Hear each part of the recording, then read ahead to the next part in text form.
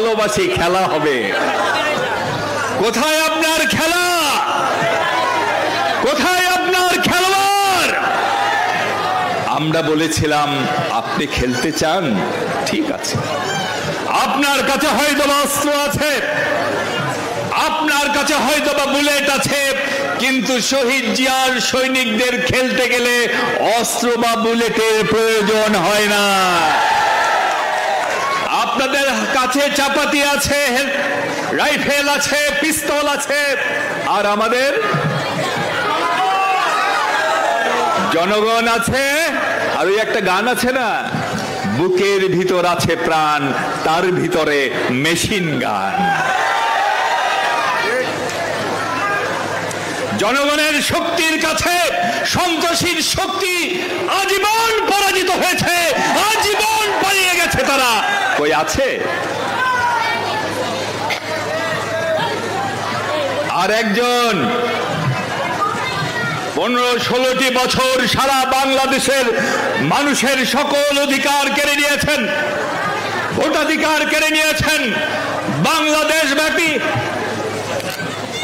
সন্ত্রাসের রাজত্ব কায়েম করেছেন। যাবেন না জেলখানায়? আমাদের নেত্রী অসতিপর, আমাদের নেত্রী 2 কোটি টাকার মিথ্যা মামলা দিলেন, যে টাকার একটি টাকাও তিনি স্পর্শ করেননি। মিথ্যা মামলা দিলেন, জোর জবরদস্তি করে তাকে বারবার আদালতে আনলেন। সেই বক্সিবাজারে আমাদের নেত্রী আইনকে শ্রদ্ধা জানিয়েছিল, ভেবেছিলেন বোধহয় ন্যায় বিচার পাবেন, কিন্তু হাসিনার আমলে ন্যায় বিচার সে তো সোনার হরিণ। ভাই আমার, শেখ হাসিনা নিজে বলেছেন আমার পিয়নের নামে নাকি 400 কোটি টাকা চুরি স্বীকার করেছে। পিয়নের কাছে যদি 400 কোটি টাকা থাকে, তাহলে বসের কাছে কত আছে? জয়ের কাছে কত আছে? রেহানার কাছে কত আছে? টিউলিপের কাছে কত আছে? অথচ মাত্র 2 কোটি টাকার মিথ্যা মামলায় আমাদের নেত্রীকে শুধু জেলখানাই দিলেন না, এই ঢাকার পুরনো জেলখানা, একটা মানুষ সেখানে থাকে না। সন্ধ্যা হলেই সেখানে এক ভুতুড়ে পরিবেশ। সেই জেলখানার একটি কক্ষ, যে কক্ষ স্যাঁতসেঁতে, সেই কক্ষের মধ্যে আমাদের নেত্রীকে রেখেছেন। সে কক্ষে সন্ধ্যা হলেই বিড়াল আর ইঁদুর খেলা করে, ঠিক এমনি একটি কক্ষের মধ্যে মাসের পর মাস আমাদের অসতিপর নেত্রীকে আপনি কারারুদ্ধ করে রেখেছেন।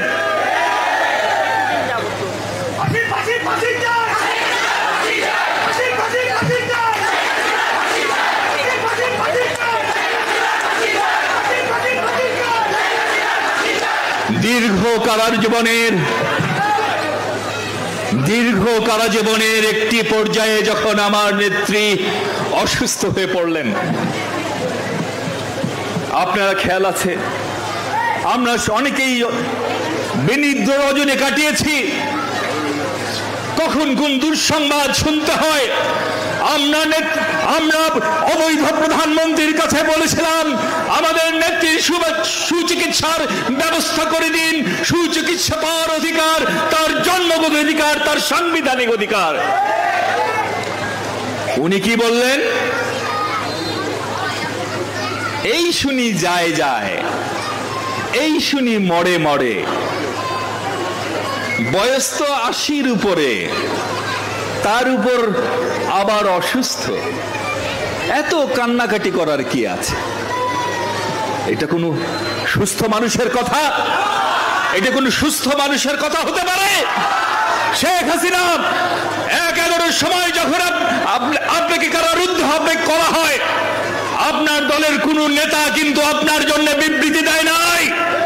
আমাদের নেত্রী বেগম খালেদা জিয়া একমাত্র নেত্রী যিনি আপনার মুক্তির জন্য বিবৃতি দিয়েছিলেন। সেই নেত্রীকে আপনি অন্যায়ভাবে গ্রেফতার করলেন, তার চিকিৎসারও ব্যবস্থা করে দিলেন না।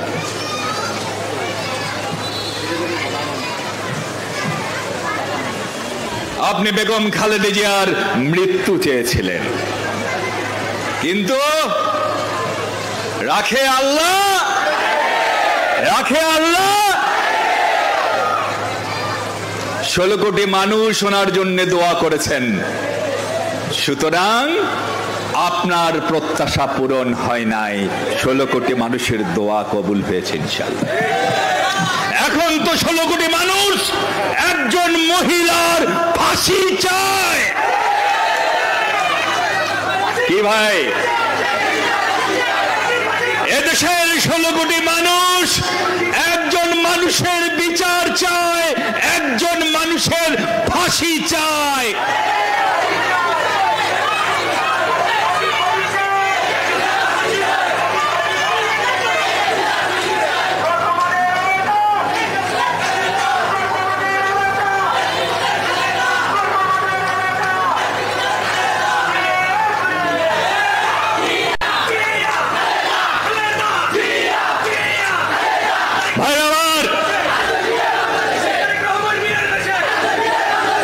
সেই শেখ হাসিনার বিচার বাংলাদেশের মাটিতে হবে না? হবে। এবং আপনাদের এই কেরানীগঞ্জের জেলখানাতেই উনি থাকবেন নাকি আগেরটাতে দিবেন? হ্যাঁ,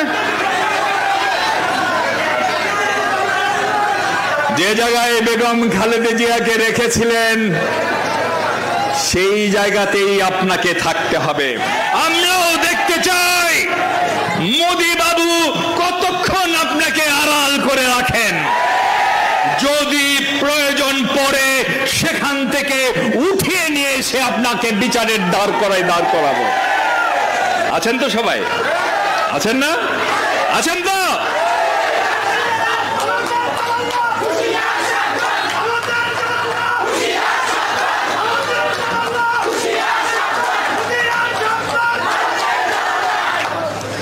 মোদি বাবু তার আঁচল দিয়ে বেশি দিন আপনাকে আড়াল করে রাখতে পারবে না। ভাই আমার, কি অন্ধকার সময় গেছে, 15-16টি বছর। আপনাদের সাথে শেয়ার করি একটু, ঠিক আছে? এখন মাঝে মধ্যে আপনাদের রাতের বেলা ঘুমের মধ্যে মনে হয় না এই বুঝি পুলিশ আসলো দরজায়? মনে হয় কিনা? মনে হয় না এই বুঝি পুলিশ আসলো দরজায়? ঘুম থেকে হঠাৎ করে লাফ দিয়ে ওঠেন না? মনে হয় না এই বুঝি আমার সন্তানদের, আমার স্ত্রীর সামনে থেকে, আমার সন্তানদের সামনে থেকে আমাকে তুলে নিয়ে যাওয়া হবে? মনে হয় না এই বুঝি আমার বাবা মার কাছ থেকে ছিনিয়ে নিয়ে আমাকে তুলে নিয়ে যাওয়া হবে? মনে হয় না? কিছুদিন আগে, এখন যেটি স্বপ্ন, কিছুদিন আগে সেটাই ছিল বাস্তবতা। আমাদের অনেক ভাইকে এইভাবে মা বাবার সামনে থেকে তুলে নিয়ে যাওয়া হয়েছে। সন্তানরা বাবাকে ছাড়া ঘুমোতে পারে না, সেই সন্তানদের কাছ থেকে কেড়ে নিয়ে তুলে নিয়ে যাওয়া হয়েছে। সন্তানকে পাওয়া যায় নাই, আমাদের কর্মীকে পাওয়া যায় নাই। কেন পাওয়া যায় নাই? এই জন্য কর্মীর মা বাবাকে অকথ্য ভাষায় গালিগালাজ করা হয়েছে। কর্মীকে পাওয়া যায় নাই, আমাদের তার ভাইকে ধরে নিয়ে যাওয়া হয়েছে। এই তো পতনের বোধহয়, আমি আমার ব্যক্তিগত অভিজ্ঞতার কথা বলি। হাসিনার পালিয়ে যাওয়ার বোধহয় 10-12 দিন আগে আমার বাসায় তল্লাশি চালানো হলো। আমার বাসায় ওখানে 74টি বাসা আছে। 74টি বাসায় প্রতিটি ঘরে ঘরে তল্লাশি চালানো হলো। তারপর আমার দুটো মেয়ে, সেই মেয়েদের সামনে বলা হলো, তোমরা যদি তোমাদের বাবার ঠিকানা না বলো তাহলে আমাদের উপর নির্দেশ আছে যে তোমার বাবাকে যেখানেই পাওয়া যাবে সেখানেই গুলি করে হত্যা করা হবে। ভাইরা আমার, বিশ্বাস করুন,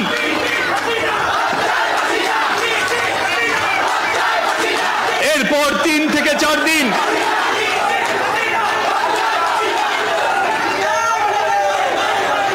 ভাইরা আমার, এরপরে 3 থেকে 4 দিন, 4 রাত আমার মেয়েরা রাতে ঘুমোতে পারে নাই। তারা বারবার তার মাকে জিজ্ঞেস করেছে, বাবা, মা, যদি ওরা বাবাকে পায় ওরা কি সত্যি আমার বাবাকে গুলি করে হত্যা করবে? এরকম ঘটনা বাংলাদেশের প্রতিটি ঘরে ঘরে বিএনপির প্রতিটি নেতা কর্মীর সাথে করা হয়েছে।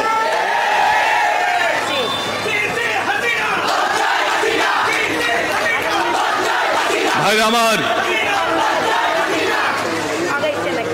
এখন অনেকে বলেন 15-16টি বছর বিএনপি কি করেছে, বলে না? বলে না? আমি কদিন আগে গিয়েছিলাম হাতিয়া, নাম শুনেছেন? হাতিয়ার ভিতর একটি